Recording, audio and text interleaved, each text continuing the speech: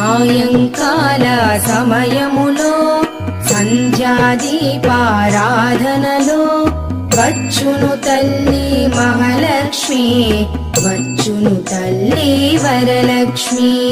కాళ్లకు గజ్జెలు కట్టింది, మెడలో హారము వేసింది, పిలచిన వెంటనే పలికింది, అడిగినదంతా ఇచ్చింది. సాయంకాల సమయములో సంధ్యాదీపారాధనలో వచ్చును తల్లి మహాలక్ష్మి, వచ్చును తల్లి వరలక్ష్మి.